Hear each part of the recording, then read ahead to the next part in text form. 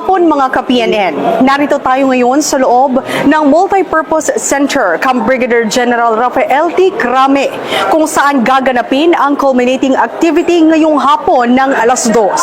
Ang gawain ito ay bahagi ng pagdiriwang ng Police Community Relations Month ngayong buwan ng Hulyo.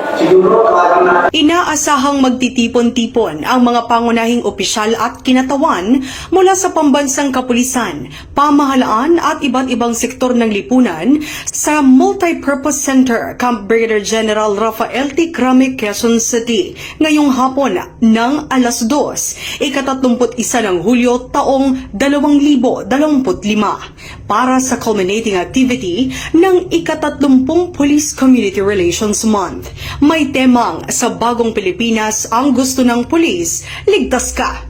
Tampok sa programa ang pagbibigay pagkilala sa mga natatanging awardees, inisyatibo at pagkilos ng PNP tungo sa mas matatag na ugnayan sa mga komunidad bilang bahagi ng adhikain ng bagong Pilipinas para sa kapayapaan at kaayusan. Panauhing pandangal at pangunahing tagapagsalita sa okasyon si Police General Nicolas D. Torre III, habang makikibahagi rin si Attorney Rafael Vicente R. Calinisan, Commissioner, Vice Chairperson at Executive Officer ng National Police Commission o NAPOLCOM, bilang isa sa mga natatanging panauhin. Ang nasabing aktibidad ay inaasahang magsisilbing pagtatapos ng isang buwang selebrasyon ng PCR Month na naglalayong paigtingin ng tiwala, pakikiisa at kooperasyon ng publiko sa mga kapulisan. Magsisilbi rin itong plataporma upang kilalanin ang mga huwarang programa at tauhan ng PNP na nangunguna sa pagsusulong ng community engagement at public safety.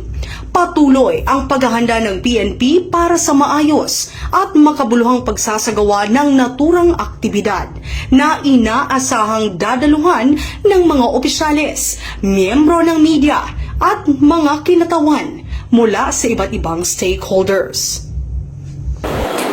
Mula dito sa Multipurpose Center, Camp Brigadier General Rafael T. Crame, ako ang inyong PNN correspondent, Patrolwoman Melanie Mapa, nagbabalita para sa Police News Express.